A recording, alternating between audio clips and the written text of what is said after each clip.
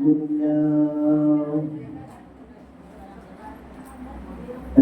لله نحمده ونستعينه ونستغفره ونؤمن به ونتوكل عليه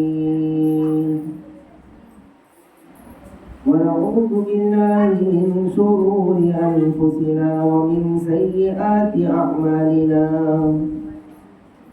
من يهده الله فلا مضل له ومن يضلله فلا هادي له ونشهد أن لا إله إلا الله وحده لا شريك له ونشهد أن سيدنا وسندنا ونبينا ومولانا محمدا عبده ورسوله أما بعد فأعوذ بالله من الشيطان الرجيم بسم الله الرحمن الرحيم يا أيها الذين آمنوا استعينوا بالصبر والصلاة إن الله مع الصابرين صدق الله العظيم. محترم و مکرم میری پیاری ماؤں اور عزیز بہنوں، اللہ تعالیٰ قرآن کریم میں فرماتا ہے یا ایھا الذین آمنوا استعینوا بالصبر والصلاة، کہ اللہ سے مدد مانگو، اللہ سے مدد طلب کرو نماز کے ذریعے اور صبر کے ذریعے۔ صبر مانگنے، مدد مانگنے کا طریقہ بتا دیا کہ ہمیں مدد کیسے مانگنا چاہیے۔ کہا کہ مدد جب بھی اللہ سے مانگنا ہے تو یا تو صبر کے ذریعے یا نماز کے ذریعے۔ تو اللہ تعالیٰ نے قانون بیان کر دیا کہ جب بھی اللہ سے مدد مانگنا ہے تو ہمیشہ مدد مانگنے کے لیے کیا طریقہ ہونا چاہیے؟ تو کہا کہ صبر کرو اور نماز کے ذریعے اللہ سے مدد مانگو۔ یہ دو بہت بڑے راستے ہیں اللہ سے مدد مانگنے کے۔ سب سے پہلی سورت کے اندر ہی اللہ تعالیٰ نے بیان فرمایا ایاک نعبد و ایاک نستعین، یا اللہ ہم تیری ہی عبادت کرتے ہیں اور تجھ سے ہی مدد مانگتے ہیں، تیری ہی عبادت کرتے ہیں، ہر چیز میں تجھ سے ہی مدد مانگتے ہیں، کہ اللہ تعالیٰ نے بیان فرما دیا۔ اور آگے اللہ تعالیٰ فرماتے ہیں اے ایمان والو، جب بھی مدد مانگنا ہو تو صبر کرو اور نماز کے ذریعے اللہ سے مدد مانگو۔ ان اللہ مع الصابرین، کہ بے شک صبر کرنے والوں کے ساتھ اللہ ہے۔ صبر کرنے کی بڑی فضیلت ہے۔ انسان کی زندگی اللہ نے ایسی بنائی ہے کہ کوئی انسان دنیا میں ایسا نہیں ہے جو ہمیشہ خوش رہتا ہو، اور کوئی انسان ایسا نہیں ہے جو ہمیشہ پریشان رہتا ہو، بلکہ انسان کی زندگی ایسی ہے کہ کبھی خوشی آتی ہے، کبھی غم ہوتا ہے، کبھی اللہ کی طرف سے کوئی نعمت ملتی ہے تو کبھی کوئی مصیبت آتی ہے، کبھی اس کی زندگی میں سکون ہوتا ہے، کبھی نہیں ہوتا ہے۔ تو اس لیے اللہ تعالیٰ نے قرآن کریم میں فرمایا، صبر کی بڑی تاکید بیان فرمائی اور کہا کہ صبر کرو۔ زندگی کے بہت سے موقع پر صبر کرو اور ناشکری مت کرو۔ اللہ تعالیٰ نے قرآن کریم کی ایک دوسری آیت میں فرمایا لَئِن شَكَرْتُمْ لَأَزِيدَنَّكُمْ، اگر تم شکر ادا کرو گے نعمتوں پر تو اور زیادہ میں نعمت میں اضافہ کروں گا۔ کسی بھی اللہ کی نعمت پر جب دل کی گہرائی سے بندہ شکر ادا کرتا ہے تو اللہ اس میں برکت عطا فرماتا ہے۔ وَلَئِن كَفَرْتُمْ، اور اگر تم نافرمانی کرو گے تو ان عذابی لشدید، یاد رکھو میری پکڑ بھی بہت سخت ہے۔ میرا عذاب بہت سخت ہے. اس لیے زندگی میں جہاں پر بھی اللہ کی طرف سے کوئی نعمت حاصل ہو فوراً اللہ کا شکر, اور جہاں ایسا لگے کہ مجھے کوئی تکلیف ہو رہی ہے صبر کرے, اللہ آپ کے ساتھ رہے گا انشاءاللہ. تو یہ دو چیزیں زندگی میں ہونے والی ہے. اگر خوشی ہے تو الحمدللہ اللہ کا شکر ہے, اور اگر کوئی تکلیف ہو رہی ہے, دل نہیں مان رہا کہ اس کام کے اندر یہ کام میری مرضی کے خلاف ہو رہا ہے, تو اس میں فوراً صبر کرے اور یہ سوچے کہ اللہ کی طرف سے ضرور کوئی مصلحت ہو. یہ ضروری نہیں ہے کہ ایک چیز کو میں اچھا سمجھوں وہ میرے لیے بہتر ہو. قرآن کریم میں اللہ تعالیٰ نے فرمایا کبھی کبھی کسی چیز کو تم اچھا سمجھتے ہو لیکن وہ تمہارے لیے نقصان کا سبب ہوتا ہے, اور کسی چیز کو تم برا سمجھتے ہو لیکن وہ تمہارے لیے بہتر ہوتا ہے, وہ اللہ جانتا ہے, بندے کو نہیں معلوم ہوتا ہے. جیسے ایک چھوٹا سا بچہ کسی بیماری میں مبتلا ہو گیا, اب معلوم ہے ماں باپ کو کہ یہ چیز اگر کھانے دیا تو بچے کی طبیعت خراب ہو جائے گی, اور ماں باپ سختی سے منع کر رہے ہیں, بچہ ضد کر رہا ہے, رو رہا ہے, نہیں مجھے یہی چاہیے, اور ماں باپ دینے کے لیے تیار نہیں ہے. تو یہ ماں باپ کی طرف سے کوئی ظلم نہیں ہے بلکہ بچے کی بھلائی ہے اس کے اندر, ورنہ بچہ وہ کھائے گا تو بیمار ہوگا اور نقصان کا سبب ہو جائے گا. ایسے ہی ہماری زندگی کو سب سے زیادہ اللہ جانتا ہے, اور اللہ کو سب معلوم ہے کہ میرے بندے کے لیے کیا بہتر ہے اور کیا بہتر نہیں ہے. تو اگر کسی کو مال دیا تو ہو سکتا ہے کہ مال اس کے حق میں بہتر ہو, اگر کسی کو نہیں دیا تو ہو سکتا ہے کہ وہ اس کے لیے بہتر ہو. یہ اللہ جانتا ہے, اللہ کے سوا کوئی نہیں جانتا ہے, یہ اللہ کو معلوم ہے. اس لیے ہمیشہ ہماری زبان پر اللہ کا شکر ہونا چاہیے, اور تکلیف پہنچے تو اس پر صبر کرنا چاہیے. انسانی مزاج کیا ہے کہ اللہ کی نعمت ملتی رہی تو بہت خوش, اور جیسے ہی زندگی کے اندر کوئی تکلیف آئی, کوئی پریشانی ہوئی, تو انسان فوراً اللہ کے سامنے شکایت شروع کر دیتا ہے. سب سے پہلے تو دعا کریں کہ اللہ تبارک و تعالی ہر قسم کی آزمائش سے ہماری حفاظت فرمائے, ہر بلا اور مصیبت سے اللہ تعالی ہماری اور پوری امت کی حفاظت فرمائے. اس لیے کہ ہم تو بڑے کمزور ہیں, یا اللہ ہم تو بڑے کمزور ہیں, ہمارے اندر طاقت نہیں, صلاحیت نہیں. اے اللہ ہم کسی بھی تکلیف کو برداشت نہیں کر پاتے ہیں, اس لیے تو ہمارے حال پر رحم فرما. آپ دیکھیں کہ جتنے بھی نبی گزرے, خود ہمارے نبی محمد رسول اللہ صلی اللہ علیہ وسلم, ان کی زندگی کتنی تکلیف والی. اولادیں بچپن میں انتقال کر گئی, جتنے لڑکے ہوئے سب بچپن میں انتقال کر گئے. اپنوں نے ستایا, خاندان والوں نے ستایا, رشتہ داروں نے ستایا, محلے والوں نے ستایا, اور کیسی کیسی تکلیف کا سامنا آپ صلی اللہ علیہ وسلم نے کیا. تو ہماری نبی کی زندگی اگر دیکھیں گے تو تکلیف سے بھری ہوئی. سب سے بڑے نبی اور نبیوں کے سردار, امام الانبیاء, لیکن آپ صلی اللہ علیہ وسلم کے گھر میں کھانے کی کوئی چیز نہیں.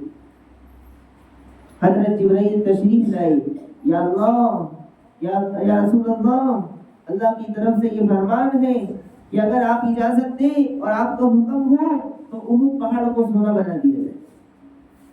یہ احد پہاڑ جو 3 کلومیٹر کے فاصلے پر اس زمانے کے اندر تھا, اس پہاڑ کو سونا بنا دیا جائے. اگر آپ کی اجازت ہو, آپ کا حکم ہو, تو اس کو سونا بنا دیا جائے تاکہ آپ کو زندگی میں کبھی تکلیف نہ ہو.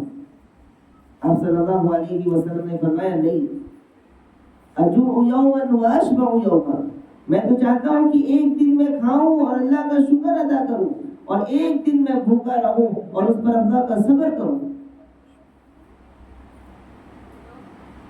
اس لیے کہ صبر کرنا, زندگی میں کبھی کسی تکلیف کا آنا, کبھی کسی مصیبت کا آنا, بیماری کا آنا, یہ ہمارے لیے کامیابی کا ذریعہ ہوتا ہے. حدیث کے اندر آتا ہے, اللہ کے رسول صلی اللہ علیہ وسلم فرماتے ہیں کہ بندے کے پیر میں جب کانٹا چبھتا ہے اس پر بھی اللہ اس کو ثواب دیتا ہے.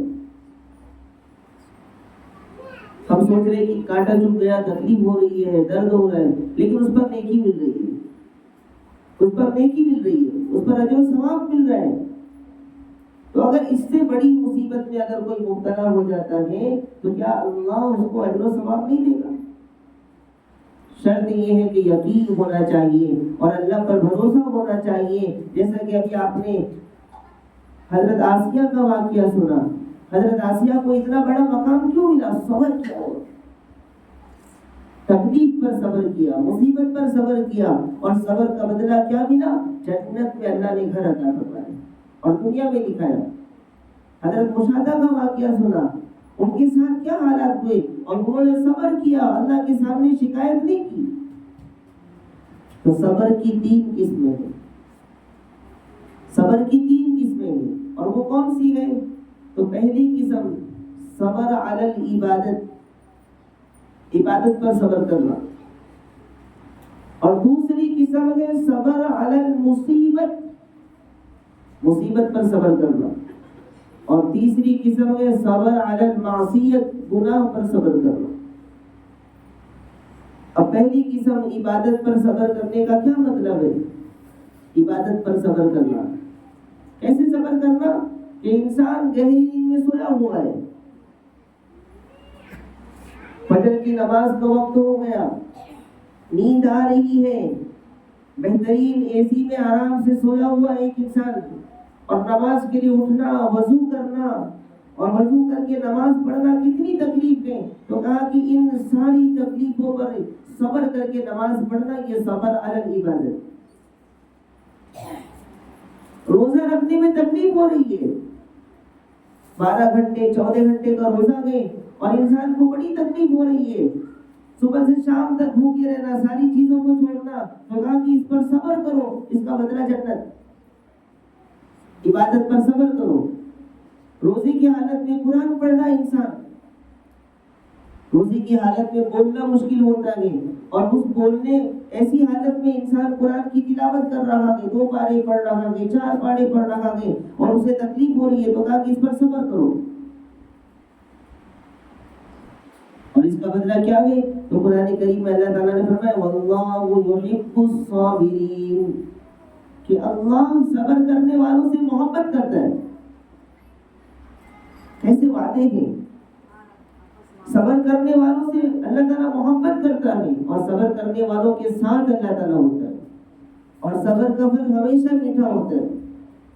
تو یاد رکھیں، اگر ہماری زندگی میں کبھی کوئی تکلیف آ جاتی ہے تو اس پر پریشان نہ ہو، اس پر نا امید نہ ہو، مایوس نہ ہو، شکایت نہ کرے، بلکہ صبر کرے اور یہ سوچے کہ یہ ہمارے لیے شاید بہتر ہوگا، اس لیے ہمارے ساتھ ایسا ہوا۔ ملک فارس، ایک بہت بڑا ملک فارس کے اندر بادشاہ تھا، اس بادشاہ کا ایک وزیر تھا۔ اچانک سے وہ بادشاہ وزیر پر غصہ ہو گیا، اور اس بادشاہ نے جو ہے یہ قانون جاری کر دیا کہ اس وزیر کو قید خانے میں ڈال دیا جائے، اور قید خانے میں بھی ایسا ڈالا جائے کہ بہت چھوٹے سے تنگ کمرے کے اندر اس کو ڈالا جائے، اور ایسے جیل کے اندر ڈالا جائے جہاں بالکل بھی اجالا نہ ہو، بالکل روشنی نہ ہو، اور انہیں کھانے کے لیے پورے دن صبح سے لے کر شام تک صرف 2 روٹی دی جائے اور تھوڑا سا پانی دیا جائے، اس کے علاوہ کوئی چیز ان کو نہ دیا جائے۔ یہ قانون جاری کر دیا بادشاہ نے، اور اس کو چھوٹے سے تنگ کمرے کے اندر بالکل اونی موٹے کپڑے پہنا کر کے اس وزیر کو، اور زنجیر پیروں میں ڈال کر کے اس تنگ کمرے کے اندر ڈال دیا، اور کئی مہینوں تک وہ جیل میں رہے، لیکن اللہ والے تھے وہ۔ تو بہت زمانہ گزر گیا تو بادشاہ نے کہا کہ کیا حال ہے اس کا جس کو میں نے جیل میں ڈالا تھا؟ تو کچھ لوگوں کو بلایا، سپاہی کو، اور کہا کہ جاؤ اور جا کر کے دیکھو جیل کے اندر اس کا کیا حال ہے، اس کا کیا حال ہے جیل کے اندر۔ تو وہ لوگ چپکے سے گئے تو دیکھا کہ وہ تو بہت آرام کی زندگی گزار رہے، اور ان کی صحت بالکل بھی خراب نہیں ہوئی ہے، اور ان کا چہرہ بھی روشن ہے، چمک رہا ہے، چہرے پر نور ہے۔ تو وہ لوگ قریب گئے اور جا کر کے پوچھا کہ اتنی تکلیف کی زندگی میں تم ہو، اتنی پریشانی میں تم ہو، اور تمہیں کھانے کے لیے صرف 2 روٹی مل رہی ہے اور اس کے ساتھ سالن کچھ بھی نہیں، صرف پانی، اور تم ایسے کوٹھری کے اندر ہو جہاں ہوا نہیں ہے، جہاں اجالا نہیں ہے، تمہارے جسم پر اتنے موٹے کپڑے ہیں، تمہارے جسم میں زنجیر لگی ہوئی ہے، تو تم اتنی آرام کی زندگی کیوں جی رہے؟ تو اس نے کہا کہ اصل میں نے 6 جڑی بوٹیوں سے ایک دوا تیار کی ہے، اور وہ دوا روزانہ میں استعمال کرتا ہوں، اس لیے میں اس حالت میں ہوں جو تم مجھے دیکھ رہے ہو۔ تو وہ لوگ حیران ہو گئے کہ کون سی دوا تیار کی ہوگی، کیا جڑی بوٹی استعمال کی ہوگی۔ تو جو لوگ اندر دیکھنے کے لیے گئے تھے انہوں نے کہا کہ بھائی ایک کام کرو، ہمیں بھی وہ دوا بتاؤ کہ اتنی تکلیف کی زندگی ہے پھر بھی تم آرام سے ہو، تو ہمیں بھی وہ دوا بتاؤ تاکہ ہم بھی وہ استعمال کریں، یا بادشاہ اگر کسی اور کو جیل میں ڈالے تو ہم ان کو وہ دوا بتلائیں اور وہ بھی اس دوا کا استعمال کریں۔ تو انہوں نے کہا کہ ٹھیک ہے میں تم کو بتاتا ہوں۔ تو انہوں نے کیا کہا تھا کہ میں نے 6 جڑی بوٹیوں سے ایک دوا تیار کی ہے اور وہ دوا استعمال کرتا ہوں، اور اس کی وجہ سے میری صحت بھی اچھی ہے اور میرے چہرے پر نور بھی ہے۔ تو وہ دوا کیا ہے؟ حقیقت میں وہ کوئی ایسی ویسی دوا نہیں ہے، بہت بڑی دوا ہے، اور اس کو استعمال کرنا سب کے بس کی بات نہیں ہے۔ تو اس نے کہا کہ سب سے پہلی دوا العنصر الاول، سب سے پہلی جڑی بوٹی جو میں نے استعمال کیا ہے وہ ہے الثقۃ باللہ، کہ مجھے اللہ پر پورا یقین ہے، یہ سب سے پہلی دوا ہے۔ مجھے اللہ پر یقین ہے کہ اللہ جو کرتا ہے اچھا کرتا ہے، اللہ جو میرے ساتھ کرے گا وہ اچھا کرے گا، میری زندگی کو، میرے حال کو مجھ سے زیادہ بہتر میرا اللہ جانتا ہے، اور اللہ کبھی میرے ساتھ غلط نہیں کرے گا۔ تو یہ سب سے پہلی جڑی بوٹی ہے، مجھے اس بات کا یقین ہے اور مجھے اللہ پر پورا یقین ہے کہ اللہ جو کر رہا ہے وہ بہتر کر رہا ہے، اور میں بالکل پریشان نہیں ہوں۔ جب مجھے یقین ہے کہ جو میرا اللہ کر رہا ہے وہ بہتر کر رہا ہے تو میں ذرہ برابر بھی پریشان نہیں ہوں۔ اصل میں اس کا تعلق ایمان کے ساتھ ہے۔ تو کہا دوسری جڑی بوٹی کیا ہے؟ تو کہا کہ دوسری جڑی بوٹی علمی بأن اللہ ما قدر اللہ لا بد ان یکون۔ اس نے کہا کہ دوسری جڑی بوٹی یہ ہے کہ مجھے یقین ہے کہ اللہ نے جو تقدیر میں لکھ دیا ہے وہ ہو کر رہے گا۔ مجھے یقین ہے کہ میرے اللہ نے اگر لکھا ہے کہ میں جیل میں جاؤں تو وہ ہو کر رہے گا، دنیا کی کوئی طاقت نہیں روک سکتی۔ مجھے یقین ہے کہ اگر میرے اللہ نے لکھا ہے کہ ایک انسان بیمار ہو جائے تو وہ ہو کر رہے گا، ایک انسان کی زندگی میں کوئی غم آئے تو وہ آ کر رہے گا۔ یہ یقین ہونا چاہیے کہ مجھے اس بات کا یقین ہے کہ میرے اللہ نے جو تقدیر میں لکھا ہے وہ ہو کر رہے گا، اس کو کوئی نہیں بدل سکتا۔ تو جب مجھے یقین ہے کہ تقدیر میں جو لکھا ہے وہ ہو کر رہے گا تو میں کیوں پریشان ہو جاؤں؟ یہ دوسری جڑی بوٹی۔ کہا کہ تیسری جڑی بوٹی کیا ہے؟ کہا العنصر الثالث الصبر علی البلاء، کہ مصیبت پر اور پریشانی پر جو انسان کو پہنچتی ہے اس کے لیے سب سے بہترین حل یہ ہے کہ وہ صبر کر لے۔ اس پر مصیبت کا اور بیماری کا اور زندگی کی تکلیف کا سب سے بہترین حل یہ ہے کہ اس پر صبر کرے اور اللہ سے راضی رہے۔ تو اس نے کہا تیسری جڑی بوٹی جو میرے پاس یہ ہے کہ میں جو زندگی میں مجھے تکلیف پہنچی ہے اس پر صبر کرتا ہوں اور اللہ سے راضی ہوں کہ ہو سکتا ہے کہ یہ میرے حق میں بہتر ہو، اور اللہ جو میرے لیے کر رہا ہے وہ میرے لیے بہتر ہے، اس لیے میں اس پر صبر کر رہا ہوں۔ اور چوتھی جڑی بوٹی جو اس نے بتایا العنصر الرابع الرضا بالقضاء، کہ ہمیشہ انسان کو اپنے تقدیر کے فیصلے پر راضی رہنا چاہیے۔ کہ اللہ نے جو میری تقدیر میں لکھا وہ میرے لیے بہتر ہے، تو میں اپنی تقدیر کے فیصلے سے راضی ہوں کہ اللہ نے جو میرے حق میں بہتر لکھا ہے وہ بہتر ہے میرے لیے، مجھے اس پر ذرہ برابر بھی شکایت نہیں۔ اور آگے جو وہ جملہ کہتے ہیں کہ لِأَنَّنِي لَمْ أَرْضَ، اگر میں اللہ کے فیصلے پر راضی نہیں ہوا تو میں کیا کر سکتا ہوں؟ مثلا ایک انسان کے بارے میں لکھا تھا اللہ تعالیٰ نے تقدیر میں کہ وہ بیمار ہوگا، اور وہ اس پر راضی نہیں ہے کہ میں بیمار ہو رہا ہوں، تو وہ کر کیا سکتا ہے؟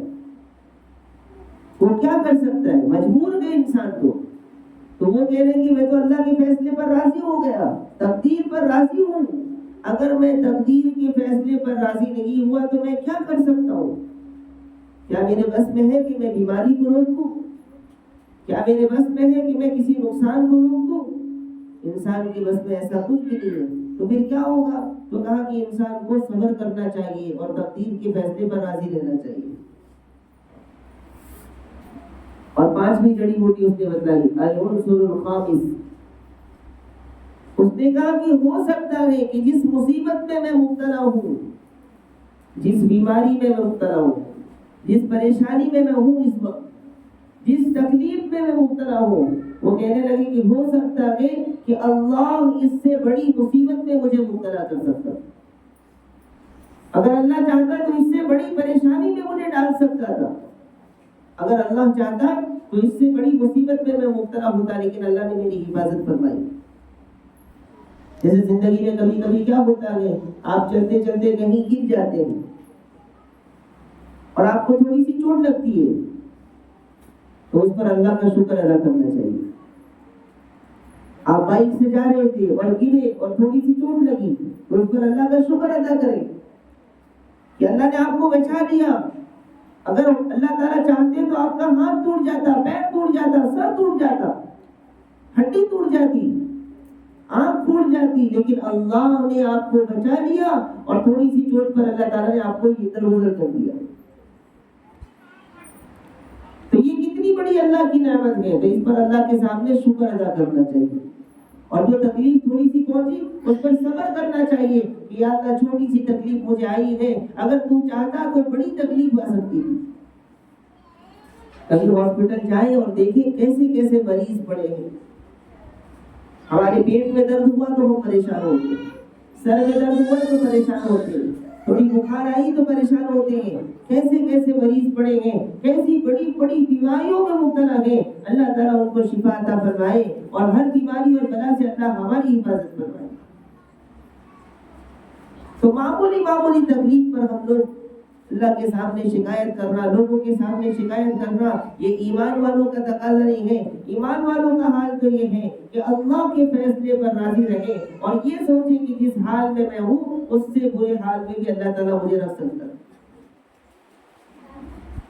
جیسے ہی کسی بڑے بزرگ نے فرمایا کہ جیسے اللہ کے پاس رحمت کے خزانے، اللہ کے پاس نعمتوں کے خزانے ہیں، اللہ کے پاس آرام اور سکون کے خزانے ہیں، ایسے ہی اللہ کے پاس مصیبت کے بھی خزانے، بیماری کے بھی خزانے ہیں، تکلیف کے خزانے ہیں، رنج و غم کے خزانے ہیں۔ تو ہماری زندگی جس حال پر ہے اس پر اللہ کا شکر ادا کریں۔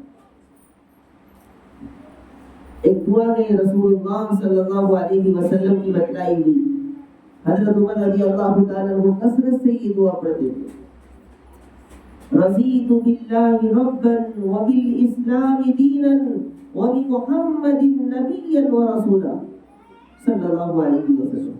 تو یہ دعا یاد ہونی چاہیے، یہ اللہ سے خوش ہونے کی علامت ہے، اور یہ دعا پڑھنی چاہیے ہمیشہ کہ اللہ میں تیرے رب ہونے پر راضی ہوں،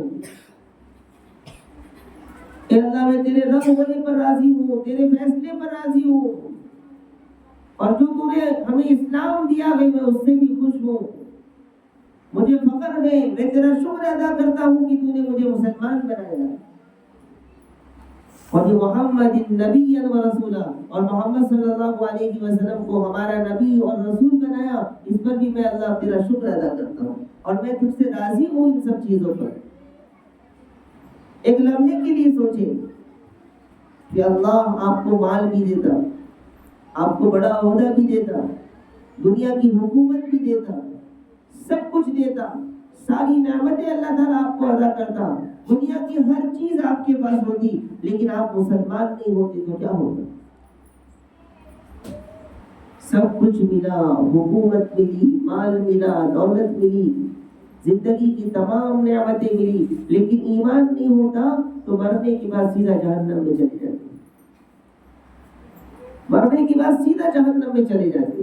لیکن اللہ کا بڑا احسان ہے، اس لیے ہمیں وہ دعا پڑھنی چاہیے، رضیت باللہ ربا وبالاسلام دینا وبمحمد نبیا ورسولا صلی اللہ علیہ وسلم۔ تو اس حکیم، اس وزیر نے کہا کہ چھٹی جڑی بوٹی جو میرے پاس یہ ہے، العنصر السادس، چھٹی جڑی بوٹی جو میرے پاس ہے وہ یہ ہے کہ اعتقادی، کہ مجھے یقین ہے کہ ان الفرج قد سیاتی، کہ جو اللہ مجھے قید خانے میں لایا ہے اور جس اللہ نے مجھے مصیبت میں مبتلا کیا ہے، وہی اللہ بہت جلد مجھے اس مصیبت سے نکالے گا انشاءاللہ۔ جس اللہ کی طرف سے بیماری آئی ہے وہی اللہ شفا دے گا انشاءاللہ۔ جس اللہ کے فیصلے سے گھر میں کچھ پریشانی آئی ہے وہی اللہ اس کو دور کرے گا انشاءاللہ۔ جس اللہ کے فیصلے سے ہمارا دل غمگین ہے، ہمارا دل پریشان ہے، اسی اللہ سے جب جڑیں گے تو انشاءاللہ وہ تکلیف اور وہ پریشانی ختم ہوگی۔ تو یہ دنیا کا نظام ایک چل رہا ہے، صبر اور شکر، زندگی میں کبھی صبر کرنا ہے، کبھی شکر ادا کرنا ہے، یہ دونوں چیزیں ہمارے ساتھ رہنے والی۔ اگر ہم سوچتے ہیں کہ صرف ہمیں نعمت ہی نعمت ملے تو پھر اس کا مطلب ہمیں ہمارے ایمان میں کمی ہے۔ اور تکلیف کا مل جانا، زندگی میں کسی تکلیف کا آنا، یہ اللہ کی طرف سے اپنے نیک بندوں کو کبھی کبھی اللہ تعالیٰ آزماتا بھی ہے۔ اور اب زندگی میں اگر کوئی تکلیف نہیں آ رہی آپ کو، کسی کی زندگی میں کوئی تکلیف نہیں ہے، کسی کی زندگی میں کوئی پریشانی نہیں ہے، کسی کی زندگی میں کوئی ٹینشن نہیں ہے، تو سمجھنا چاہیے، اس کو ڈرنا چاہیے کہ کہیں اللہ مجھ سے ناراض تو نہیں ہے۔ یہ اس بات کی علامت ہے کہ اللہ تعالیٰ کہیں آپ سے ناراض تو نہیں ہے، کہ دنیا میں کی ساری نعمتیں اللہ تعالیٰ نے آپ کو دے دیا۔ ایک بڑے صحابی گزرے ہیں، ان کا نکاح ہوا، ان کی بیوی بھی صحابیہ تھی، بہت نیک تھی، بہت دیندار، اللہ سے جڑی ہوئی، ہر صحابی اللہ سے بہت جڑے رہتے تھے۔ تو صحابی، ان کے شوہر نے کہا پانی لاؤ، تو پانی لا کر کے دیا ان کی بیوی نے۔ جب پانی لے کر کے پہنچی تو دیکھا کہ ان کے شوہر کو نیند آ گئی ہے۔ ہونا تو یہ چاہیے تھا کہ جب نیند آ گئی تو پانی رکھ دیتی اور سو جاتی، لیکن پانی کا گلاس لے کر کے پوری رات شوہر کے پاس کھڑی رہی کہ میرے شوہر کا حکم ہے اور میرے شوہر نے پانی مانگا ہے اور اسے پانی دینا ہے۔ تو پوری رات کھڑی رہی، اور کتنی تکلیف ہوئی ہوگی پوری رات کھڑی ہونے میں، پوری رات کھڑی رہی۔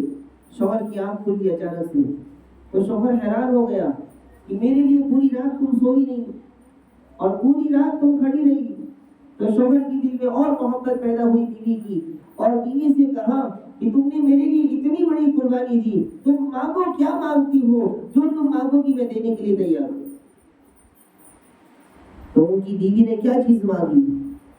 ان کی بیوی نے کہا کہ تم مجھے طلاق دو۔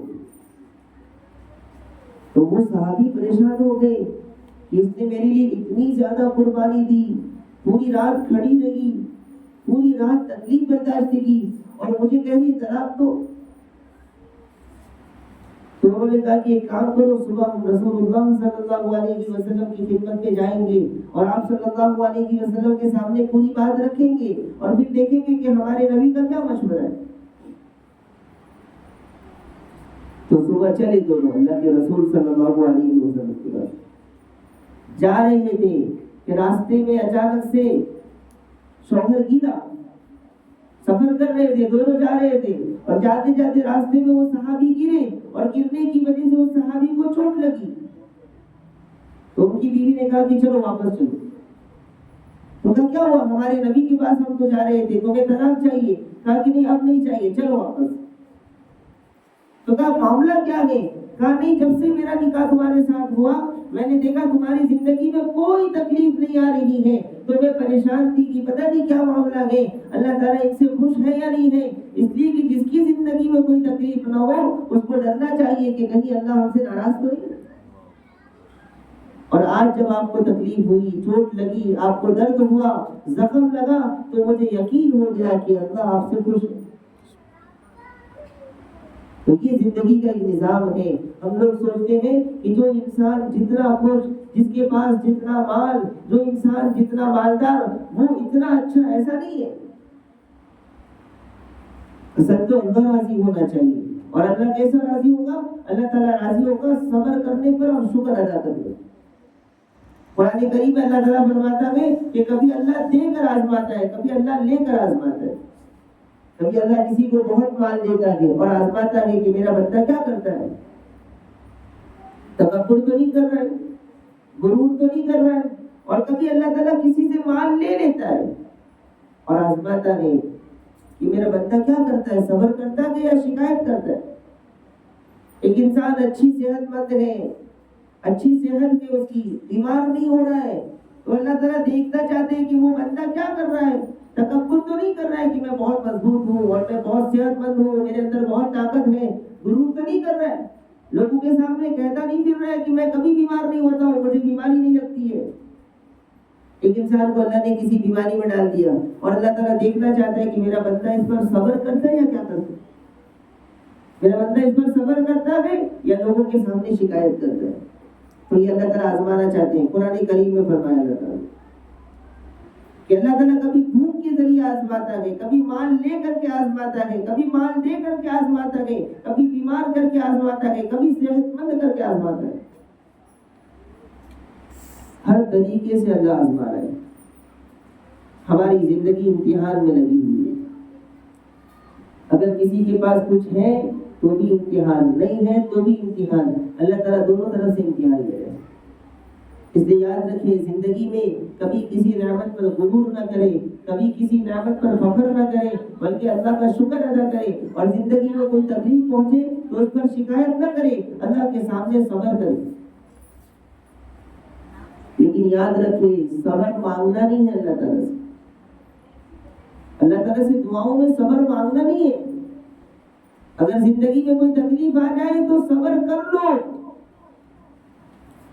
صبر کے ذریعے اللہ سے مدد مانگو، لیکن صبر مت مانگو کہ یا اللہ مجھے صبر کرنے کی طاقت عطا فرما، یا اللہ مجھے صبر کرنے کی توفیق عطا فرما، ایسی بار بار دعا نہیں کرنی چاہیے۔ اگر آپ کسی مصیبت میں ہیں، کسی پریشانی میں ہیں، کسی بیماری میں ہیں، تو اس پر صبر کر لیں اور اللہ تعالیٰ سے دعا کرے کہ یا اللہ مجھے ہمت دے، مجھے طاقت دے۔ لیکن دعاؤں میں آپ دعا کر رہے ہیں نماز کے بعد اور دعا کر رہے ہیں کہ یا اللہ مجھے بہت صبر کرنے کی طاقت عطا فرما، تو اس کا مطلب یہ ہے کہ آپ بہت زیادہ مصیبت مانگ رہے ہیں۔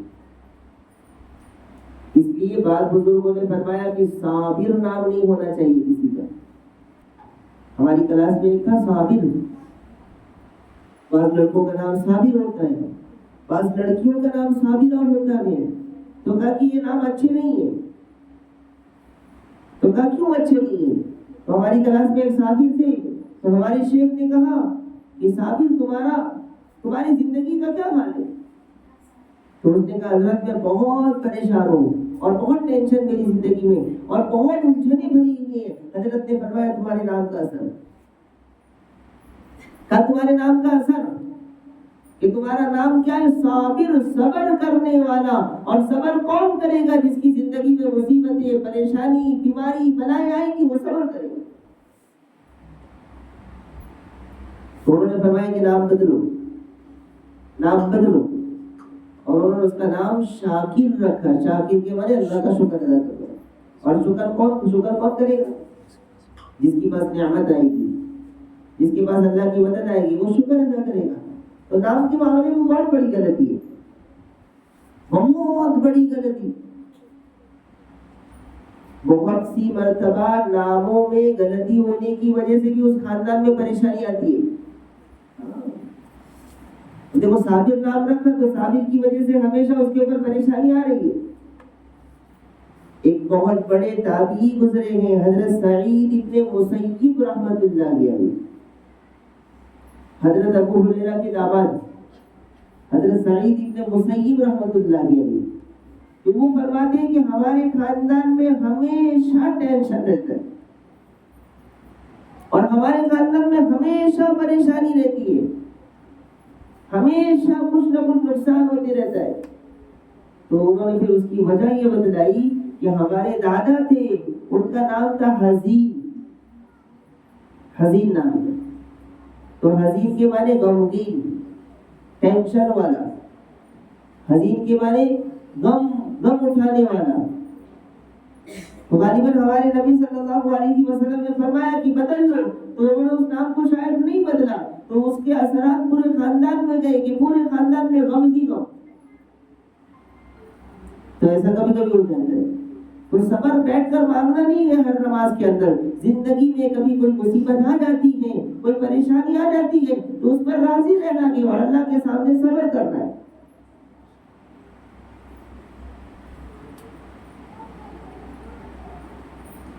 یہ زندگی بہت نازک چیز ہے. ہمارے ایک استاد کے استاد تھے حضرت قاری محمد طیب صاحب. وہ فرماتے تھے کہ کسی زمانے کے اندر 2 لڑکے پیدا ہوئے اور دونوں لڑکے اس طریقے سے تھے کہ دونوں کی پیٹھ ملی ہوئی تھی.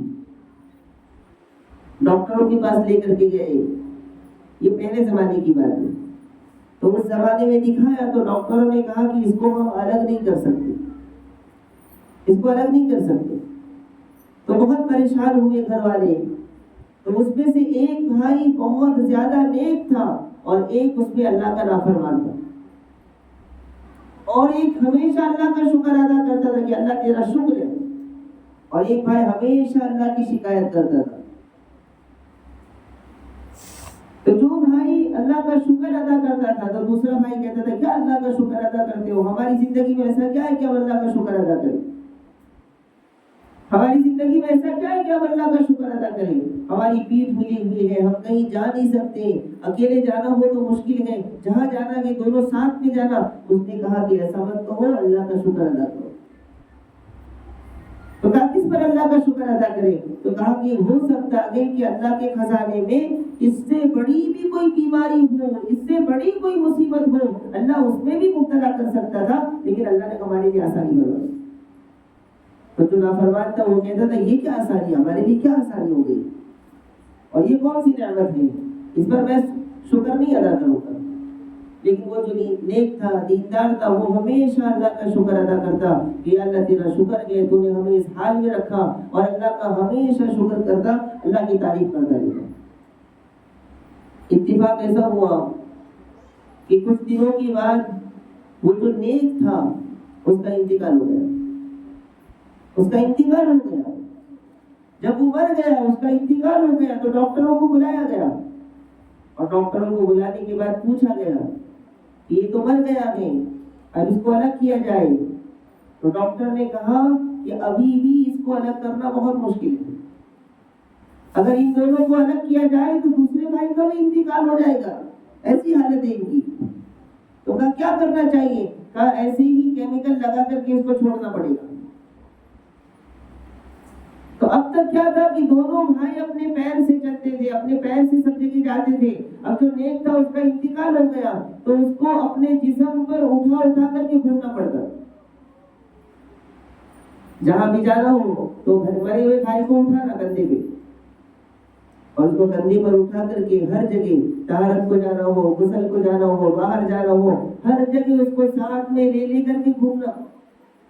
اور پہلے ہی وہ مرا ہوا اور اس کی جسم سے بانس بھی آ رہی ہے، بدبو آ رہی ہے، اور بدبو بھی برداشت کرنا، اس کا وزن بھی برداشت کرنا. تب اس کو احساس ہوا کہ نہیں، میرا بھائی کہتا تھا، وہ صحیح کہتا تھا کہ اللہ کے خزانے میں اس سے بڑی مصیبت بھی ہو سکتی ہے. پہلے کی مصیبت کم تھی، ابھی کی مصیبت بہت زیادہ ہے.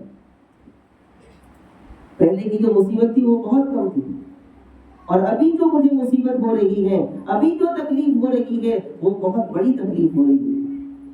تو اس نے صحیح کہا تھا کہ اللہ کے خزانے میں اس سے بڑی مصیبت بھی ہو سکتی ہے، اللہ کے خزانے میں اس سے بڑی بیماری بھی ہو سکتی ہے.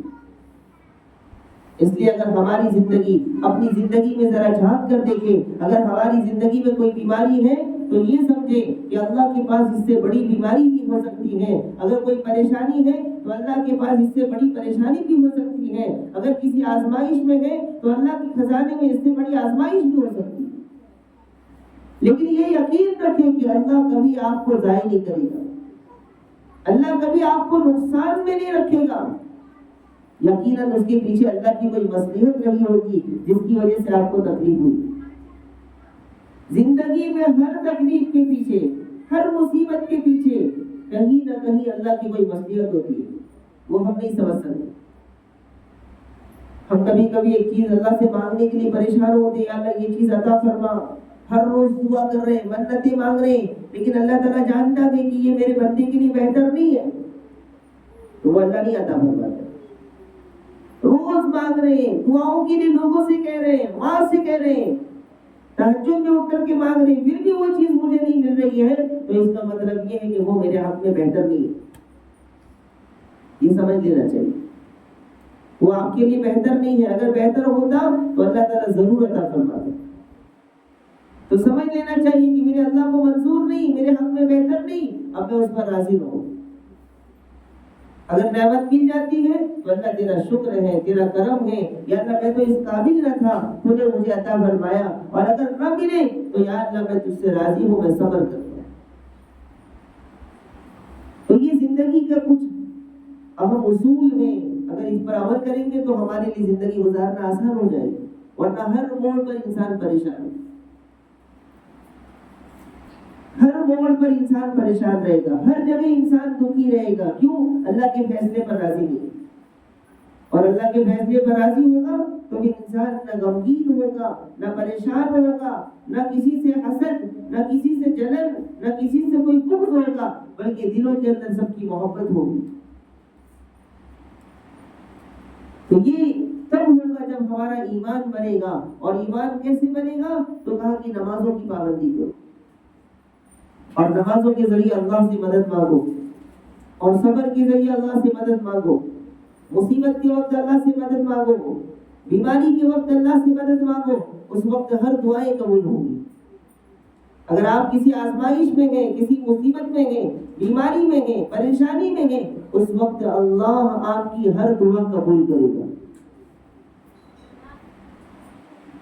لیکن اس وقت اللہ سے مانگنے کی بجائے ہم لوگوں کے سامنے شکایت کرتے پھرتے ہیں، اللہ سے مانگنے کی بجائے ہم پریشان ہوتے ہیں۔ جب حدیث میں ہے کہ ایک کانٹا چبھ گیا تب بھی آپ کو اس پر ثواب مل رہا ہے، تو آپ کی زندگی میں کوئی بڑی پریشانی آئی تو اللہ آپ کو کیسے ضائع کرے گا؟ لیکن شرط یہ ہے کہ ہمیں یقین ہونا چاہیے، اگر یقین ہے تو پھر ہر چیز ہمارے لیے آسان ہے، یقین نہیں ہے تو زندگی کے ہر موقع پر ہم پریشان ہوں گے۔ ایک صحابیہ کا واقعہ آتا ہے کہ ان کے شوہر اللہ کے راستے میں گئے ہوئے تھے، اللہ کے راستے میں گئے ہوئے، تو ان کے واپس آنے کا وقت قریب ہوا تو ان کے بیٹے کا انتقال ہو گیا، ان کے بیٹے کا انتقال ہو گیا۔ تو ان کے شوہر جب آئے تو آنے کے بعد پوچھا کہ ہمارا لڑکا کہاں گیا؟ تو ان کی بیوی نے کہا وہ ابھی آرام کر رہا ہے۔ ایسا نہیں کہ پریشان ہو گئی، رونا شروع کیا، چلانا شروع کیا اور بہت زیادہ دکھی ہو گئی، صبر سے کام لیا، ہمت سے کام لیا۔ تو شوہر کو نہیں بتلایا، شوہر نے پوچھا کہ کہاں ہے؟ تو کہا کہ آرام سے ہے۔ تو پھر رات ہو گئی، رات نے پھر پوچھا، کہا کہ بچہ آرام سے ہے۔ تو پھر صبح جب ہوئی تو شوہر نے پھر پوچھا کہ وہ بچہ کہاں ہے؟ تو اس بیوی نے، چونکہ وہ بھی صحابیہ تھی، تو انہوں نے کہا کہ اگر کوئی انسان ہمیں کوئی چیز دے اور پھر واپس مانگے تو کیا کرنا چاہیے؟ تو کہا کہ جب اس کی چیز ہے تو اس کو واپس کر دو، تو کیا اس پر ہمیں ناراض ہونا چاہیے؟ تو کہا بالکل نہیں ہونا چاہیے تھا، جس کا کہ اس کو دے دیا، اور جس کی چیز تھی اس کو پہنچ گئی تو اس میں ناراض ہونے کی کیا بات ہے؟ تو اس صحابیہ نے پھر بتلایا کہ اللہ نے اپنے فضل و کرم سے ہمیں ایک بیٹا عطا فرمایا تھا اور اس بیٹے کا انتقال ہو گیا، اللہ کا تھا، اللہ کے پاس چلا گیا، تو کیسا صبر ہوگا، کیسی زندگی ہوگی، کیسا ایمان ہوگا. ہم چھوٹی چھوٹی چیزوں میں پریشان ہوتے ہیں. اللہ تعالیٰ ہمیں ایمان کامل نصیب فرمائے، یقین کامل نصیب فرمائے، اور ہر قسم کے آزمائش سے اللہ ہماری حفاظت فرمائے. کسی زمانے کے اندر ایک بادشاہ تھا، اس کا ایک وزیر تھا. اس وزیر کی ایک بہت اچھی عادت تھی، ہمیں بھی چاہیے کہ اس عادت کو اپنائیں. وہ وزیر ہمیشہ کہتا تھا کہ اللہ جو کرتا ہے اچھا کرتا ہے. اس کی زبان پر ہمیشہ یہ جملہ ہوتا تھا، ہر موقع پر اللہ جو کرتا ہے اچھا کرتا ہے. کچھ بھی اس کے ساتھ ہوا تو اللہ جو کرتا ہے اچھا کرتا ہے. یعنی رضیت باللہ ربا، اس کا مفہوم سمجھ لیجیے کہ اللہ سے میں راضی ہوں، اللہ سے میں خوش ہوں. تو وہ کیا کہتا تھا کہ اللہ جو کرتا ہے اچھا کرتا ہے. تو اس کو زندگی میں کوئی پریشانی آتی تب بھی کہتا، اور زندگی میں کوئی خوشی ملتی تب بھی، ہر موقع پر ایک ہی جملہ اس کی زبان پر کہ اللہ جو کرتا ہے اچھا کرتا ہے، اللہ جو کرتا ہے وہ بہتر کرتا ہے. تو ایک دن کیا ہو گیا کہ بادشاہ نے وزیر کو بلایا اور وزیر کو کہا کہ چلو ہم لوگ تلوار بازی کریں گے، تلوار کھیلیں گے. تو بادشاہ کو شوق ہوتا ہے. تو بادشاہ نے بلایا اور بادشاہ اور وزیر دونوں تلوار کھیلنے لگے اور تلوار بازی کرنے لگے. تو بہت دیر تک چلتے رہا یہ کھیل، اور اچانک سے وزیر کی تلوار بادشاہ کی انگلی پر لگی. تو جیسے وزیر کی تلوار بادشاہ کی انگلی کو لگی تو بادشاہ کی انگلی پوری کٹ گئی. انگلی کٹنے کے ساتھ بادشاہ کی انگلی سے زاروں قطار خون بہنے لگا. تو جب وزیر نے یہ منظر دیکھا تو وزیر نے کہا کہ اللہ جو کرتا ہے اچھا کرتا ہے. تو بادشاہ پریشان ہو گیا کہ میری پوری انگلی کٹ گئی ہے، خون بہ رہا ہے، اتنی تکلیف ہو رہی ہے، مجھے درد برداشت نہیں ہو رہا ہے، اور تم کہتے ہو اللہ جو کرتا ہے اچھا کرتا ہے. تو وزیر نے پھر ہاں بادشاہ سلامت، اللہ جو کرتا ہے اچھا کرتا ہے. کہ یہ اچھا ہوا، تم کیا کہتے ہو میری انگلی کٹ گئی ہے اچھا ہوا؟ کہا ہاں بادشاہ سلامت، اللہ جو کرتا ہے اچھا کرتا ہے. تو بادشاہ نے اس کو اپنا دشمن سمجھا کہ یہ میرا دشمن ہے اور جان بوجھ کر کے اس نے میری انگلی کاٹی. تو وزیر نے کہا نہیں بادشاہ سلامت، اللہ جو کرتا ہے اچھا کرتا ہے، آپ پریشان مت ہو. لیکن بادشاہ نہیں مانا اور بادشاہ نے کہا اس میں کون سا اچھا ہو گیا؟ میری انگلی پوری کٹ گئی اور پورا خون بہ رہا ہے اور مجھے برداشت نہیں ہو رہا، یہ کون سا اچھا کام ہوا ہے؟ لیکن وزیر وہی کہتا رہا کہ نہیں بادشاہ سلامت، اللہ جو کرتا ہے اچھا کرتا ہے، اللہ کے فیصلے پر راضی ہونا چاہیے، اللہ کے فیصلے پر ہمیں خوش ہونا چاہیے. بادشاہ کو بات سمجھ میں نہیں آئی اور بادشاہ نے فیصلہ سنایا کہ جاؤ اس وزیر کو قید خانے میں ڈالو، جاؤ اس وزیر کو قید خانے میں ڈالو. تو وزیر نے پھر کہا کہ بادشاہ سلامت، اللہ جو کرتا ہے اچھا کرتا ہے. اگر آپ مجھے قید خانے میں ڈال رہے تو بھی اللہ جو کرتا ہے اچھا کرتا ہے. اگر یہ جملہ ہمارے زبان کے ساتھ ساتھ ہمارے دلوں میں بھی اتر جائے تو ہم کبھی پریشان نہیں ہوں گے. تو وزیر نے فیصلہ سنایا گیا کہ اس کو قید خانے میں ڈالو، جیل میں ڈالو. اور بادشاہوں کی سزا بہت خطرناک ہوا کرتی تھی، ان کے قید خانے بڑے خطرناک ہوتے تھے. لیکن اس کے باوجود وزیر پریشان نہیں ہوا. وزیر نے کہا اللہ جو کرتا ہے اچھا کرتا ہے، اگر آپ مجھے جیل میں ڈال رہے ہیں تو یہ بھی اللہ جو کرتا ہے اچھا کرتا ہے. بادشاہ پریشان ہو گیا کہ یہ پاگل ہو گیا کیا؟ میری انگلی کٹی تو بھی کہتا اللہ جو کرتا ہے اچھا کرتا ہے. اس کو قید خانے میں ڈالا جا رہا ہے، جیل میں ڈالا جا رہا ہے، سزا سنائی جا رہی ہے، اور وہ کہہ رہا اللہ جو کرتا ہے اچھا کرتا ہے. پھر جیل میں ڈال دیا گیا. تکلیف کی زندگی گزرنے لگی اور کئی دنوں تک وہ جیل میں رہے. پھر بادشاہ نے پوچھنے کے لیے بھیجا تو پوچھا کہ کیا حال ہے؟ کہا اللہ جو کرتا ہے اچھا کرتا ہے. یہ نہیں کہا کہ مجھے چھوڑ دو، میں معافی مانگ لیتا ہوں یا مجھ سے غلطی ہو گئی. کہا نہیں، کہا اللہ جو کرتا ہے اچھا کرتا ہے. اگر میں جیل میں ہوں تو یہ اللہ نے جو کیا وہ اچھا کیا، وہ بہتر ہے میرے لیے. تو پھر بادشاہ نے سوچا کہ یہ ایسے ہی ہے، اس کو جیل میں ہی رہنے دو. کچھ دنوں کے بعد بادشاہ کے دل میں یہ آیا کہ میں شکار پر جاؤں، شکار پہ جاؤں. جو بادشاہ ہوتا ہے نا اس کے دل میں عجیب عجیب شوق پیدا ہوتا ہے. تو بادشاہ نے سوچا کہ میں شکار پر جاؤں. تو اپنے ایک لشکر کو لیا اور لشکروں کو لے کر شکار پر نکلا. تو شکار کرتے کرتے جنگل کے بالکل بیچ میں چلا گیا. اتنی گہرائی میں چلا گیا، جنگل کے اتنے اندر چلا گیا کہ اس جنگل کے وہاں اندر پہنچنے کے بعد وہاں جنگلی لوگ رہتے تھے اور جنگلی لوگوں کی حکومت رہتی تھی وہاں پر۔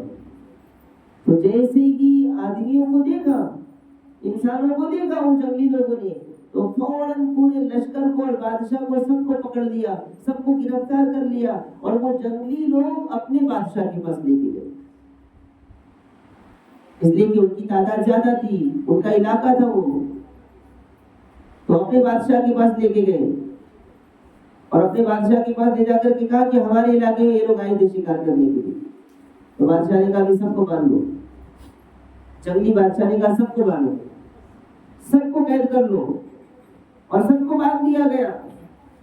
اور پھر کچھ دنوں کے بعد جنگلی بادشاہ نے کہا کہ ہمیں تو انسانوں کی بلی کے لیے انسان چاہیے تھے اور اتنے سارے لوگ ہمارے پاس آ گئے، ہمیں تو انسانوں کی بلی چڑھانی تھی، کچھ منت پانی ہوگی، تو کہا کہ ہمیں تو انسانوں کی بلی چڑھانی ہے، تو ہمیں انسانوں کی ضرورت بھی تھی اور اتنے سارے ہمارے پاس آ گئے، اب ہمارے لیے بڑی بلی چڑھانا آسان ہو جائے گا۔ تو کہا کہ سب کو الٹا لٹاؤ، سب کو الٹا لٹاؤ، اور کہا کہ ایک ایک کر کے سب کی گردن اڑانا شروع کر دو۔ تو سب کو الٹا لٹایا، اور وہ بادشاہ جس کی انگلی کٹی تھی اس کو بھی الٹا لٹایا۔ تو بادشاہ کا لباس سب سے اچھا تھا، موٹا تازہ تھا، دیکھنے میں بھی سب سے خوبصورت دکھ رہا تھا، اس لیے اس کو سب سے آخر میں رکھا کہ اس بکرے کی بلی سب سے آخر میں چڑھائی جائے گی۔ تو ایک طرف سے سب کی بلی چڑھاتے ہوئے وہ جنگلی لوگ آ رہے تھے، سب کی بلی چڑھاتے ہوئے آ رہے، ایک کی بلی چڑھائی گئی، دوسرے کی چڑھائی گئی، تیسرے کی چڑھی گئی، اور جنگلی بادشاہ نے اعلان کر دیا کہ سب کی بلی چڑھاؤ، لیکن اس سے پہلے چیک کرو، بلی چڑھانے سے پہلے چیک کرو۔ تو کہا کیا چیک کریں؟ کہا اس کے جسم میں کوئی عیب نہیں ہونا چاہیے، اگر اس کے جسم میں کوئی عیب ہے، کہیں کچھ کٹا ہوا ہے، تو پھر اس کی بلی قبول نہیں ہوگی۔ تو ایک انسان کو چیک کرتے اور اس کی بلی چڑھاتے، پھر چیک کرتے، پھر بلی چڑھاتے، اور آخر میں جب بادشاہ کا نمبر آیا، بادشاہ ڈرا ہوا ہے، پریشان ہے کہ اب تو میرا خیر نہیں ہے، اب میری بلی چڑھنے والی ہے، میری زندگی جانے والی ہے، میرا گردن کٹنے والا ہے۔ تو بادشاہ ڈرا ہوا تھا، اتنے میں وہ جنگلی لوگ بادشاہ کو چیک کرنے لگے، تو دیکھا کہ انگلی کٹی ہوئی ہے، تو جنگلی بادشاہ سے کہا کہ بادشاہ سلامت، اس کی تو انگلی کٹی ہوئی ہے۔ تو وہ جنگلی بادشاہ نے کہا بھگاؤ اس کو یہاں سے، اس کو بھگاؤ، اس کی بلی قبول نہیں ہوگی۔ اب جب یہ کہا گیا اس کو بھگاؤ، اس کی بلی قبول نہیں ہوگی، تو وہ بادشاہ کے دماغ میں بات آئی کہ ہاں میری انگلی کٹی تھی، اسی وجہ سے میں بچ گیا۔ اب وہ وزیر کی بات یاد آئی کہ میرے وزیر نے کہا تھا کہ اللہ جو کرتا ہے اچھا کرتا ہے۔ اب مجھے بات سمجھ میں آئی کہ میری انگلی اگر نہیں کٹی ہوتی تو آج میری گردن کٹ جاتی، کیونکہ اللہ کا نظام ہے، نہیں سمجھ سکتا بندہ اس کو، وہ بادشاہ کو بھی سمجھ میں نہیں آیا تھا۔ تو بادشاہ کو احساس ہو گیا کہ نہیں، انگلی کٹنا میرے لیے بہت فائدے مند ہو گیا، اچھا ہوا، اگر میری انگلی نہیں کٹی ہوتی تھی تو آج میری بلی چڑھ جاتی۔ تو بادشاہ خوش ہو گیا، بہت خوش، اور جنگل سے دوڑتا ہوا اپنے محل کی طرف آیا، اور دل میں بہت خوش ہے، اور وزیر کے بارے میں بھی بہت خوش ہے کہ میرے وزیر نے بہت اچھی بات کہی تھی، اگر میرا وزیر یہ نہیں کہتا، میری انگلی نہیں کٹتی تو آج میری زندگی نہیں بچتی تھی۔ فوراً دربار پہنچا اور اپنے محل میں پہنچ کر کے سیدھا وزیر کے پاس گیا، وزیر کے پاس گیا، اور وزیر کو جانے کے بعد پورا واقعہ سنایا، اور وزیر کو کہا کہ تم نے بہت اچھا جملہ کہا تھا، تم نے جو کہا وہ بالکل صحیح کہا تھا، تمہاری بات بالکل صحیح ہوئی، اللہ جو کرتا ہے اچھا کرتا ہے، اگر تلوار کے ذریعے میری انگلی نہیں کٹتی تھی تو آج میں زندہ باقی نہیں رہتا تھا۔ تو وزیر نے پھر کہا کہ بادشاہ سلامت، اللہ جو کرتا ہے اچھا کرتا ہے۔ تو بادشاہ نے کہا کہ اب کیا ہوتا ہے؟ کہا کہ بادشاہ سلامت، اگر آپ کی انگلی نہیں کٹتی اور میں ایسا نہیں بولتا کہ اللہ جو کرتا ہے اچھا کرتا ہے، تو آپ مجھے جیل میں نہیں ڈالتے، اور اگر آپ مجھے جیل میں نہیں ڈالتے تو شکار پر مجھے بھی ساتھ میں لے جاتے، اور شکار پر مجھے بھی ساتھ میں لے جاتے تو میری بھی گردن جاتی، آپ کی بھی گردن جاتی تھی۔ دونوں کی بلی چڑھتی تھی اور دونوں چاہتے تھے، لیکن آپ کی انگلی کٹی اور میں نے یہ کہا آپ نے مجھے جیل میں ڈالا، آپ بھی بچ گئے میں بھی بچ گیا۔ ایک انگلی کٹی، دو گردن بچی۔ تو دیکھنے میں انگلی کٹی بہت برا لگ رہا تھا، بہت زیادہ مشکل معلوم ہو رہا تھا، لیکن وہ اللہ کی طرف سے ایک نعمت تھی۔ تو ایسے ہی زندگی کے اندر کوئی تکلیف اگر چھوٹی موٹی آ جاتی ہے تو کبھی کبھی اللہ اس کی برکت سے بڑی بڑی مصیبتوں کو ٹال دیتا ہے۔ چھوٹی سی انگلی کی تکلیف، اللہ نے اس سے دونوں کی زندگی بچائی۔ بادشاہ بھی گیا، وزیر بھی گیا، تو حکومت ختم ہو جاتی تھی۔ تو اللہ نے بادشاہ کو بچایا، وزیر کو بچایا، اور وزیر نے پھر کہا کہ اللہ جو کرتا ہے اچھا کرتا ہے۔ تو کاش یہ چیز ہمارے اندر بھی آ جائے اور ہم بھی ہر موقع پر، ہر خوشی اور غم کے موقع پر اگر یہ کہنے لگے کہ اللہ جو کرتا گیا اچھا کرتا گیا، تو کبھی پریشان نہیں ہوگی۔ انگلی کٹ گئی تب بھی کہا، جیل میں ڈالا گیا تب بھی کہا، سزا سنائی گئی تب بھی کہا، ہر حال میں وہی کہتا رہا، اور الحمدللہ اس کا انجام بھی آپ نے دیکھا کہ کیسا ہو۔ تو ہماری زندگی کے اندر بھی بہت سی مرتبہ ایسا ہوتا ہے کہ ایک چیز کو ہم برا سمجھتے رہتے ہیں کہ یہ میرے لیے کیا بہتر ہے، کیا یہ میرے لیے اچھا ہے، میرا مقام ایسا تھا، میرے ساتھ ایسا نہیں ہو رہا تھا، میرے ساتھ ویسا نہیں ہو رہا تھا، لیکن اللہ تعالیٰ اوپر سے دیکھتے رہتے ہیں اور اللہ تعالیٰ کو معلوم ہوتا ہے کہ میرے بندے یہ تیرے لیے بہتر ہے، میرے بندے یہ تیرے لیے بہتر ہے، میرے بندے یہ تیرے حق میں بہتر ہے، تجھے نہیں معلوم مجھے معلوم ہے۔ اس لیے کیا کرنا چاہیے؟ نعمتوں پر اللہ کا شکر ادا کرے، تکلیف پر صبر کرے اور کہے رضیت باللہ ربا، اے اللہ میں تیرے فیصلے پر راضی ہوں، اے اللہ میں تیرے فیصلے پر راضی ہوں، اے اللہ میں کمزور ہوں، مجھے امتحان میں نہ ڈال۔ یہ دعا بھی کر کرے، اے اللہ میں بہت کمزور ہوں، مجھے امتحان میں نہ ڈال، اے اللہ میں بہت کمزور ہوں، مجھے آزمائش میں مت ڈال، اے اللہ ہم امتحان کے قابل نہیں ہیں، بغیر امتحان کے ہم پر رحم فرما دے۔ وہ تو انبیاء تھے، وہ تو صحابہ تھے، وہ تو تیرے نیک بندے تھے جو امتحان میں پاس ہو گئے۔ یا اللہ ہمارا ایمان تو اتنا کمزور ہے کہ ہمارا ایمان فوراً ڈگمگانا شروع ہو جاتا ہے۔ یا اللہ ہمارا امتحان نہ لے، ہمیں آزمائش میں نہ ڈال، یا اللہ بغیر امتحان کے ہمارے حال پر رحم فرما اور ہمیں دنیا اور آخرت کی کامیابی نصیب فرما۔ تو پھر اپنے آپ کو بہت ایمان والا، بہت مضبوط، بہت طاقتور سمجھ کر کے صبر مانگنے بیٹھیں گے، یا اللہ مجھے صبر کرنے کی طاقت دے، یا اللہ مجھے صبر کی توفیق عطا فرما۔ ہر دعا میں وہی کہہ رہے تو پھر اللہ تعالیٰ کی طرف سے مصیبتیں آئیں گی۔ مانگنا نہیں ہے، آ جائے تو صبر کرنا ہے، مبتلا ہو جائے تو صبر کرنا ہے۔ زندگی ہے، جب تک زندگی رہے گی یہ دونوں چیزیں آنے والی ہیں۔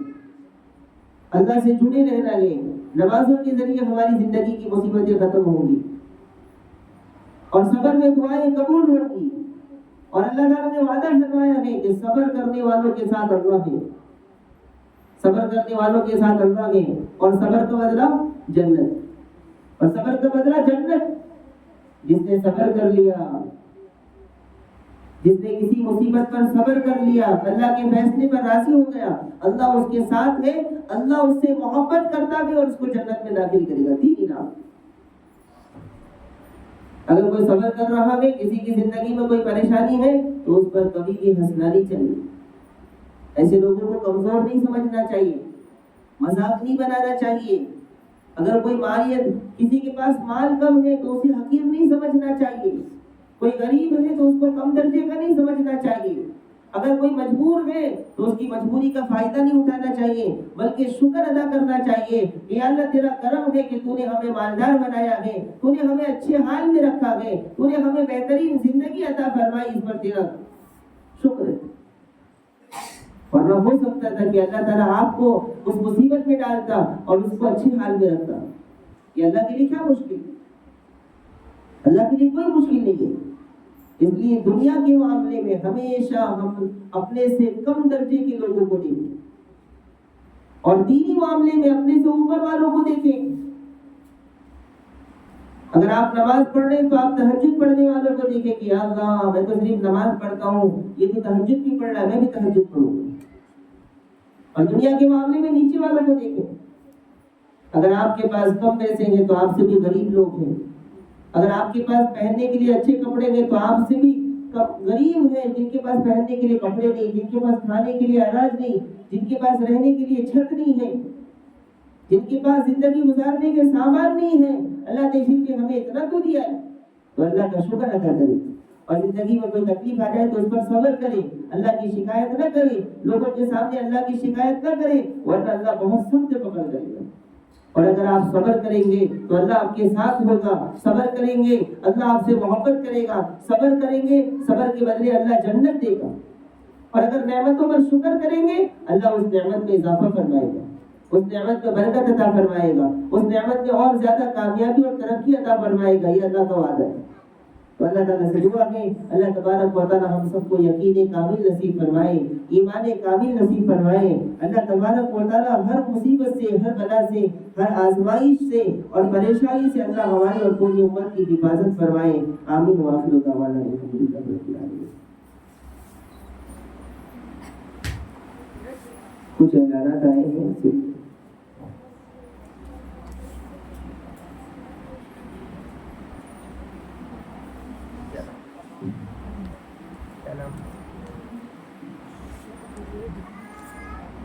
محمد ابراہیم اختر، ان کا انتقال ہو چکا ہے. ان کی مغفرت کے لیے دعا کریں. اللہ تبارک و تعالیٰ ان کی بال بال مغفرت فرمائے، ان کے درجات کو بلند فرمائے، ان کی مغفرت فرمائے، قبر کے اندر چین سکون نصیب فرمائے. الحمدللہ ان کے بچے مدرسے میں پڑھ رہے ہیں اور بہت بہترین ماشاءاللہ تعلیم ہے. تو ظاہر سی بات ہے کہ ان کے بچوں کی برکت سے بھی اللہ تعالیٰ ان کی مغفرت فرمائے گا. ہم بھی دعا کریں ان کے لیے.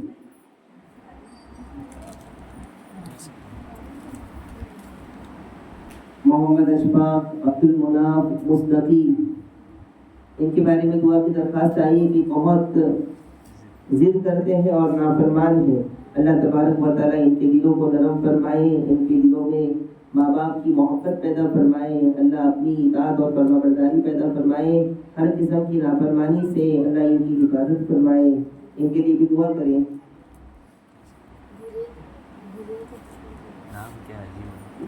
اور ایک بچی آئی ہے، نام سمجھ میں نہیں آ رہا ہمیں، مدرسے میں تعلیم حاصل کرتا ہے، اس کے لیے دعا کرنا ہے. اللہ تبارک و تعالیٰ اس بچے کو حافظ قرآن بنائے، عالم دین بنائے، دین کی خدمت کرنے والا بنائے، دین کا داعی اور سپاہی بنائے.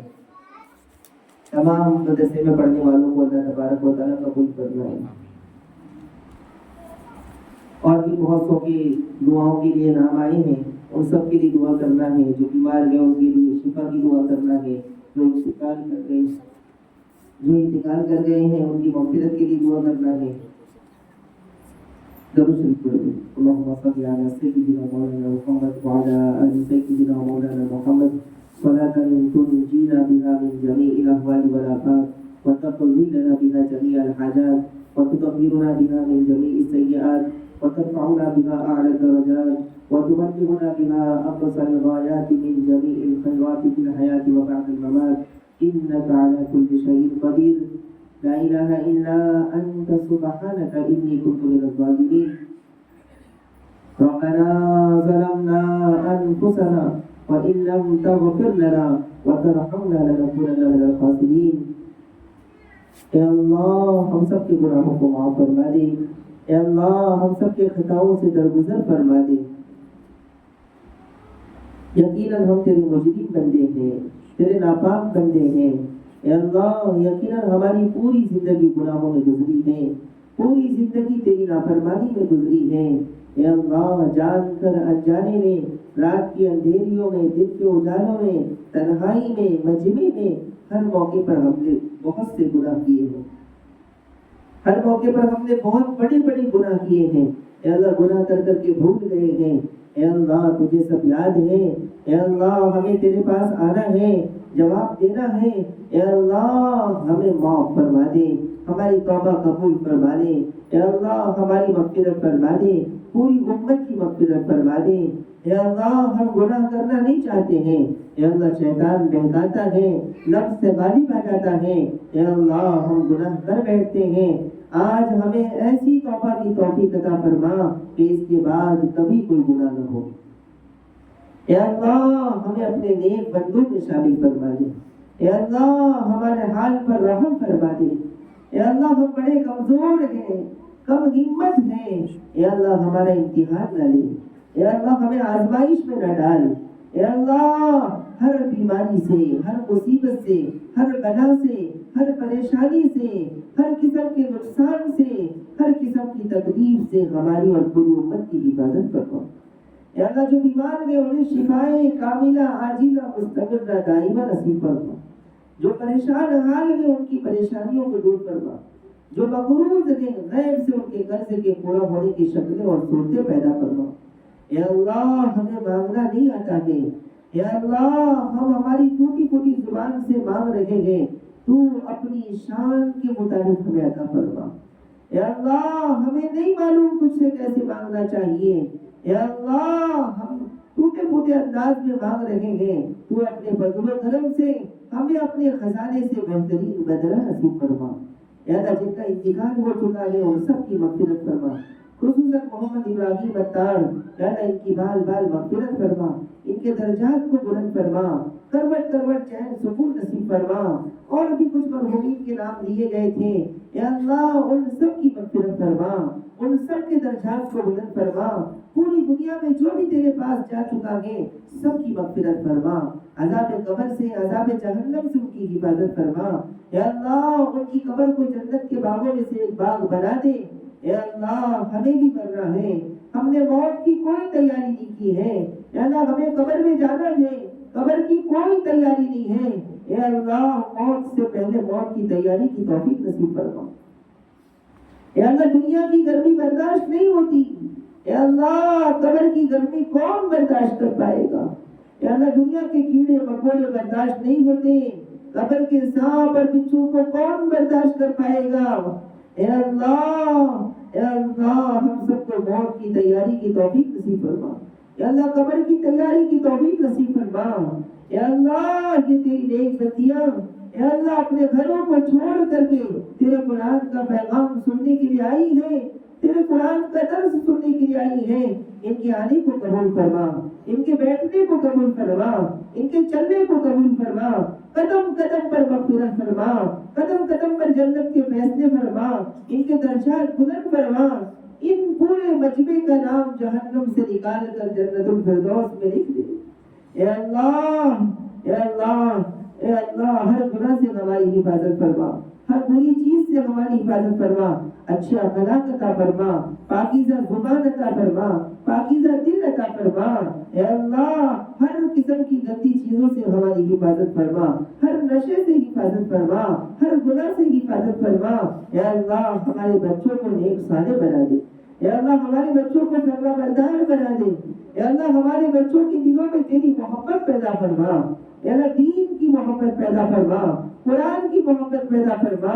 اے اللہ ہمیں بھی نیک بنا، ہمارے بچوں کو بھی نیک بنا، اے اللہ ہمیں بھی نمازی بنا، ہمارے بچوں کو بھی نمازی بنا، اے اللہ ہمیں بھی اپنے نیک بندوں میں شامل فرما لے، ہمارے بچوں کو بھی اپنے نیک بندوں میں شامل فرما لے۔ اے اللہ اپنے فضل و کرم سے ہمارے بچوں کو حافظ قرآن بنا دے، اپنے فضل و کرم سے ہمارے بچوں کو دین کی صحیح سمجھ عطا فرما، تفقہ کی دین نصیب فرما، اپنی دین کی خدمت کے لیے قبول فرما۔ اے اللہ ہمارے مدرسے میں پڑھنے والے تمام بچوں کو قبول فرما، ہمارے مدرسے میں پڑھنے والے تمام بچوں کو نیک بنا، پاک دامن بنا، اے اللہ ماں باپ کی آنکھوں کی ٹھنڈک بنا، دین کی خدمت کی توفیق عطا فرما۔ اے اللہ ہمارے مدرسے کو قبول فرما، ہمارے مدرسے کو قبول فرما، یہاں پڑھانے والوں کو قبول فرما، اے اللہ پڑھنے والوں کو قبول فرما، اے اللہ ان کے والدین کو بہترین بدلہ نصیب فرما۔ اے اللہ جنہوں نے ہمارے مدرسے کے لیے جو کچھ تعاون کیا ہے انہوں نے اپنی طاقت کے مطابق دیا ہے، تو اپنی شان کے مطابق اسے قبول فرما دے۔ اے اللہ تو اپنی شان کے مطابق اپنے خزانے غیب سے انہیں دنیا اور آخرت میں بہترین بدلہ نصیب فرما۔ اے اللہ ہمارے مدرسے کو پوری دنیا کے اندر دین کے پھیلنے کا ذریعہ بنا، قرآن کے پھیلنے کا ذریعہ بنا، علم کے پہننے کا ذریعہ بنا. اے اللہ مخلص طلبہ عطا فرما, مخلص معاون عطا فرما, مخلص افراد عطا فرما. اے اللہ مدرسے کے لیے جگہ کی ضرورت ہے, اے اللہ اپنے فضل و کرم سے غیب سے ہمارے لیے انتظام فرما, غیب سے ہمارے لیے انتظام فرما. اے اللہ زمین کے لیے اسباب اور وسائل پیدا فرما, شکلیں اور صورتیں پیدا فرما. ہمارے لیے یہ چیز ناممکن ہے, تیرے لیے کوئی چیز مشکل نہیں ہے. تو کسی کا محتاج نہیں ہے, تو جو چاہے تو ایک لمحے میں ہر چیز ہو جائے. اے اللہ اپنے فضل و کرم سے ہماری تمام دعاؤں کو قبول فرما. اے اللہ اب تک جنہوں نے دعاؤں کے لیے کہا ہے ان سب کی تمام دعاؤں کو قبول فرما. اے اللہ ہم سب کو حرمین شریفین کی زیارت نصیب فرما, حج عمرے کی توفیق نصیب فرما. یا اللہ جو مانگا وہ بھی عطا فرما, جو مانگنے سے رہ گیا وہ سب اپنی شاعر شان عطا فرما. ہماری تمام دعاؤں کو اپنے فضل و کرم سے قبول فرما. ربنا هب لنا من ازواجنا وذرياتنا قرة اعين واجعلنا للمتقين اماما. صلی اللہ علی النبی الامي برحمتک یا ارحم الراحمین. دعا کریے. سبحان اللہ سبحان اللہ سبحان اللہ.